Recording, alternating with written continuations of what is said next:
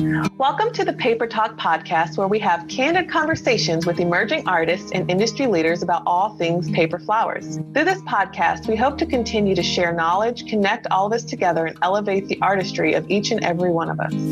Hello, I'm Quynh Wen. I'm Jessie Chu. I'm Priscilla Park. Our mission is to share, connect, and elevate the paper floral industry. We are some of the voices behind the Paper Florist Collective. Welcome to our podcast, Paper Talk. This episode is brought to you by Design Master, the color design resource specializing in providing color solutions to florists and artists. Their sprays are versatile on numerous surfaces. Try using it on fresh flowers, fabrics, ribbon, tulle, lace, paper, foam board, you name it. Why do we love it? It's quick drying and light, their sprays are easy to use, and they're an essential coloring tool for us. Find out more about their color products and where to buy them on their website at www.dmcolor.com. I know you guys have been using the Design Master's color spray tools, but we really want to show you how to properly use it. One of the really important thing is to make sure you shake that can a good 30 to 60 seconds. As Jody Duncan of Design Master says, rattle and roll it. Make sure you spray it at least 10 to 12 inches from your flower. Just don't spray it too close because you're going to get a really intense color, and that's not what you want. You want it to spray evenly on your crepe paper. Yep. And one thing Jody mentioned also, if your spray is coming out splattered, the first thing she said is you did not shake the can enough and you didn't spray it far. So make sure you shake that can and then spray it far away. And then also really important, you guys, is make sure you're in a well-ventilated room or even outdoors when you spray it. And the one reason why we love using Design Master, it dries in seconds. It's great for layering on colors and it's beautiful. It's so light that it sits really well on top of even fine crepe paper without soaking through it. If you have not seen Jessie Poppies, that's made with fine crepe paper, and she sprayed it a little bit with the Design Master. What color would you say you sprayed it at? I sprayed it with the tinted plum. Gorgeous, you guys. I layered it over a gray. So the amazing thing about the tinted gray is that it literally sits on top of it, of the crepe paper, and it doesn't change the characteristic of the crepe paper. Mm-hmm. So I was able to manipulate the crepe paper just as, it was manufactured, but with a color overlay. Love it. Yeah. So much fun. So make sure you guys find out more about DM color products and where to buy them on their website at www.dmcolor.com. Welcome, everybody. Today, I'm going to do the introduction because we are actually doing a goodbye segment to one of our co-hosts, Priscilla Park of Sophia and Rose Collective. This is episode number 16, and we're titling it Goodbye, Priscilla. So goodbye, Priscilla. Goodbye, Priscilla. Bad. I won't, guys. I'm still going to be watching you. Kind of. I kind of will, but it has been amazing. What has it been? It's been almost a year, has it? That we've been working together. I mean, before, that we have the Facebook group that we're all working together in, but the three of us working closely together, I think it's been almost a year. Yeah. We started planning the master class, but all good things must come to an end, at least on my end, and I'll be moving on to teaching in first grade. That was my background before I started Paper Flowers. I was a teacher, and Sophia was born. I stopped teaching so I could stay home with her, and Paper Flowers was the perfect home business that I could make my own schedule. But now that she's a little older, I just felt the need to do something different, and I'll always love Paper Flowers, and I'll still be taking a limited amount of orders, but teaching is going to be my full-time. Started teaching? No, we go back on September 3rd. So we've had, in-service and classroom preparation, and, I'm like feeling a little jittery because it's been 5 years since I've been in the classroom. And I honestly, I didn't plan to go back to teaching. I just kind of thought Paper Flowers was going to be it for a while. And that, I wanted a few more children, but you know what? It took us 3 years to have Sophia, and it doesn't look like we're having any more children anytime soon. So there's really no need for me to stay just from home. And I'm just very tired from making flowers all day long because it's been a good business, but it is exhausting. It really is. High volume Etsy shop, like it's nonstop. Even if you have an Etsy shop, whatever your high volume or anything that. Anytime you're trying to make money full time from this kind of industry, it's exhausting. Yeah, you were working I mean, I feel like so much. It was unbelievable. I wish I didn't have weekends. Mhm. What are weekends? Did you say week? What are weekends? Weekends, yeah. Weekend. Very nice. It was like every day it was a book day. But So, I mean, very is fortunate. Sophia happy about this? Well, okay, I'll tell you guys, it took her a little bit to get on board with it because when I first told her, I said, Sophia, I'm going to be teaching at your school. She goes to a private Christian school here. And I said, I'm going to be teaching at your school. And she started crying. Oh. And I was like, Sophia, it's why you should be happy. And she's like, I'm never going to see you. And I'm like, no, I'm going to see you more because I'll be at your school. I'll be in your classroom. And she's going to kindergarten, but I'm going to see you. And she was like, I'll never be able to cuddle with you at night. And I'll never be able to eat dinner. And we went through this thing, it's like trying to understand until finally she said, and I was like, why? Why won't you be able to see me? She said, because teachers sleep at school. Oh. Cool. So if I'm teaching at her school, that I'll never come home. So now that she's like kind of understands and bless her heart, the little things been going up with me every day as I get my classroom ready and stuff. So she's kind of got it. Okay, we're going home together, and she's happy because she doesn't have to ride the bus anymore. But yeah, so she'll enjoy it. Oh my gosh, what a great new adventure that's going to be your way. Being able to be surrounded by little kids that just love you just the way you are, because you're amazing. We're going to miss you so much. And I already have paper flowers in my classroom. And actually, I took a bunch of flowers off of Sophia's wall and I spray painted them because you guys know I love spray paint as my method for coloring, DM tools, or I use spray paint for Solium, Krylon. I love spray paint for coloring flowers. So I repainted them off and whatever color I wanted for my classroom. So paper flowers will still be around, and I'll still be taking like a few limited orders, but honestly, I can't wait until the end of October and I'll be done. I have a big commercial commission that I'm working on, and then I maybe foolishly accepted another order for 400 flowers that's due in October. So I'll be going out with a bang. Yes, a big bang. I'm getting my husband to help me cut and probably my nieces to help me cut. So are you doing large size or? No, they're small. Okay. That's a lot of work. I've never heard of this before. So they're sending flowers, paper flowers with every wedding invitation. That's wonderful. Can you imagine? I've heard of that before. Yeah. I had never heard of it. I was like, so you're not just sending one invitation, you're sending a whole package invitation? Yeah. Yes. So I think we have a high-end wedding. That's wonderful. Congratulations. That is a big bang to end up on Christmas. I don't know if congratulations is right. It may not have been the best choice. I mean, I'll get it done, but it's probably, because, like being back in the classroom for the first time in 5 years, like there's so much that I have to do and just need to get, done. I just want the first 3 weeks of school to be over with, but we did have back to school week last week. So I got to meet all my kids. Yay! And parents, and so I'm really excited about that. But I'm going to miss you guys a lot. You guys are going to have so much fun at the Toronto workshop, and I wish I was going to be there. But I'll be watching your lives, supporting you and cheering you guys on. Yay! What are you going to do with your Etsy shop? I'm going to open, but I'm going to only have a few listings, and it'll be my most popular ones. And they're all ones that I know how long it takes me to do each order. So I'll limit the amount, because on Etsy you can select the quantity. So I'll select the specific quantity that I want to do per month. And when it runs out, then I just won't renew it. So I'll be taking a few orders still, because it's a great income. I mean, teachers are not millionaires, it's money, but they have satisfaction in it. But yeah, so I'll still be keeping my Etsy shop open, but I will make an announcement as the time gets a little closer, saying that I won't be taking any more, large or custom orders, and that will be limited to what's in the shop. And I may even decide just to be ready to ship orders, because Etsy is really pushing for free shipping and fast shipping. Which I'm always out like 8 weeks at least, because I can't keep up with everything. So my time is 8 weeks lead time.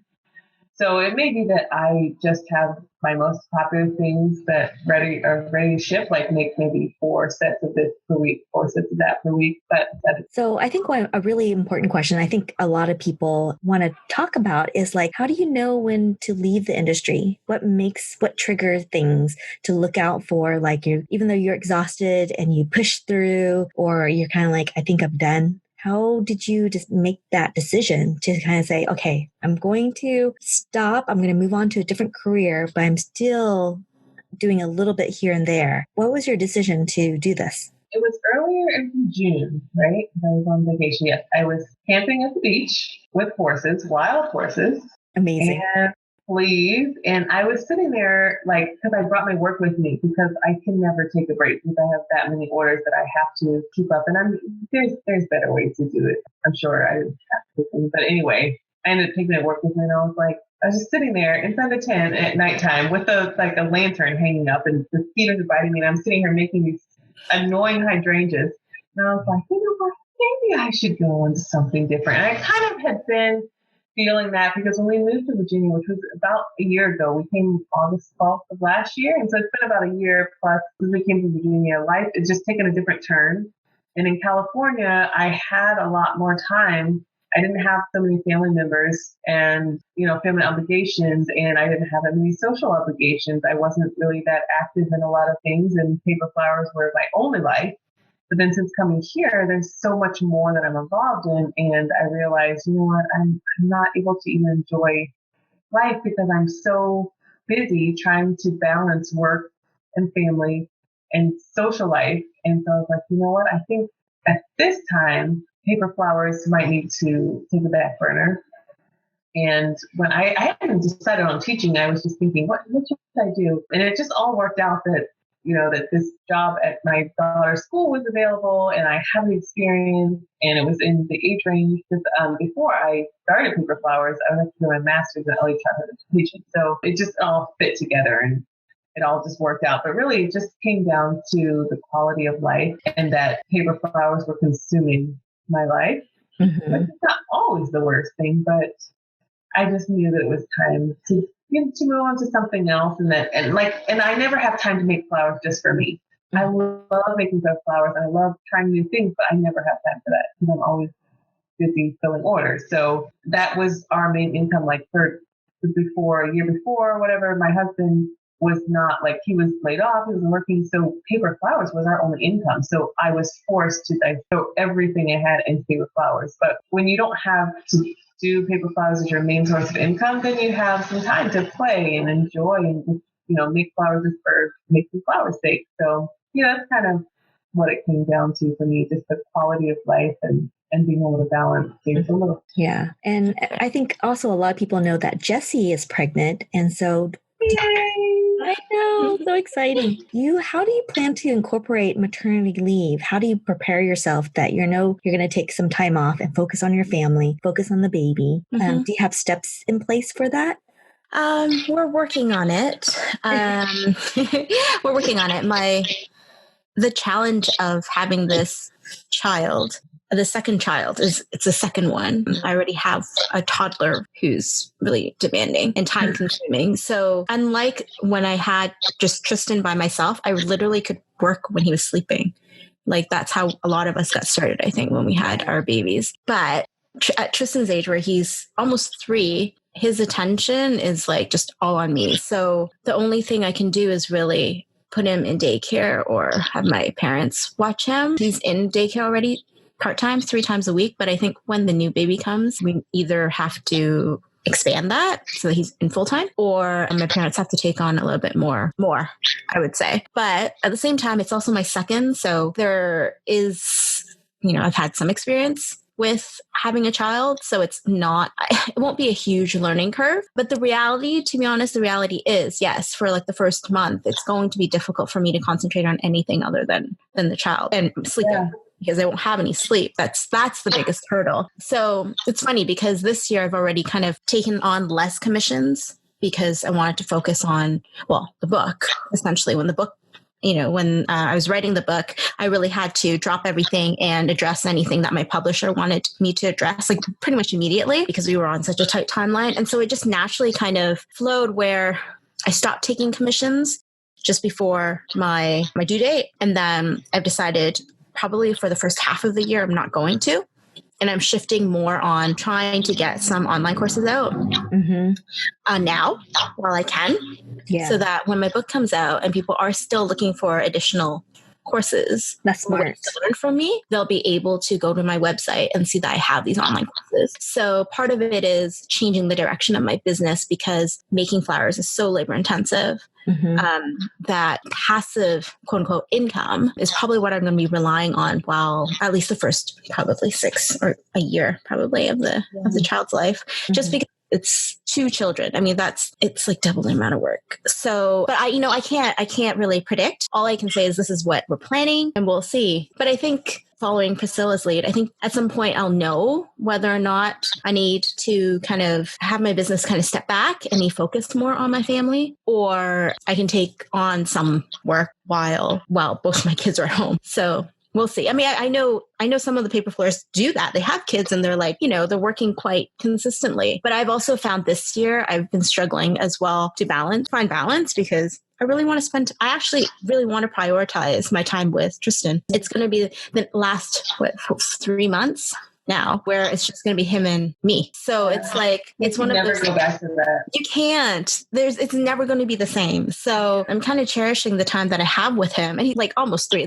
They're so adorable this age. So yeah, I'm fighting that too. Like I'm having that kind of self-examination, I guess, of how to properly balance my life so that I can prioritize my family over my business. Because like Priscilla said, like if your paper flowers is so like time consuming and creativity never stops. So you don't have weekends. I work at nights, and I work on the weekends, and that's not ideal in a situation where you have a young family. So yeah, we'll see. But I mean, Priscilla is a good example. Know when to stop when your life is going. I think it's hard for a lot of people. It took me a while to accept that it was time for something else. Like I wasn't in the mental space to even see any other avenue. Like I just kind of assumed that this is what I was going to be doing for a long time. And when I finally kind of opened my mind up to that, I felt so free, like a weight had been lifted off that, wait, nobody's forcing you to make paper flowers for a living. You can do other things, and I will always love paper flowers. And who knows, like maybe in a year I'll get pregnant again, and then I will go back to paper flowers because it's a great at-home business, But I just want to encourage anybody who is feeling, for lack of a better word, trapped, and that you have to keep doing what you're doing. Like you don't. There's always other options. But for a while, I just felt like, well, like Sophia needs me to be there whenever I can. So I have to have an at-home business because that's the easiest thing for a mom, like to have, not the easiest thing, but, it's the flexibility that offers. So I would just encourage anybody who's feeling like, I don't want to do this anymore and I want to go into something else, but I feel trapped. Step back, take a look around, assess everything, and then make the decision whether you're going to keep going this as a business or as a hobby or as a part-time business versus your full-time business, because you can still make money as a part-time business. It doesn't have to be your all day, every day. I think the most important thing is to think about, don't get burnout, because when you get burnout, you can't think beyond that. Right. You just feel like it's like a burden. Yeah. And maybe you don't stop completely. Maybe you just change your business model. Yep. There's always ways. Exactly. Great advice. Yeah. We're just going to miss you. We just love talking to you. I'll miss you guys too. I mean, when I finally, because I met Quynh last year. Yep. 2 years. Was it last year or year before last? It was last year. No, it was a year before that. Summer before I moved to. So I met Quynh. We had an instant connection.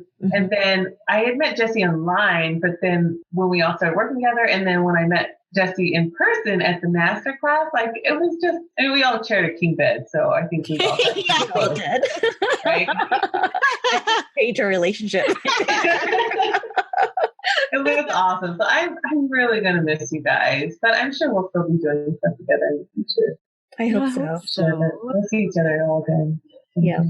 If we do an international workshop, we'll arrange it around your vacation time. Yeah. Or we'll plan vacation together and go up and see Jessie. Yes, I would love to make that happen. Yeah. Yeah, we are going to miss you, Priscilla.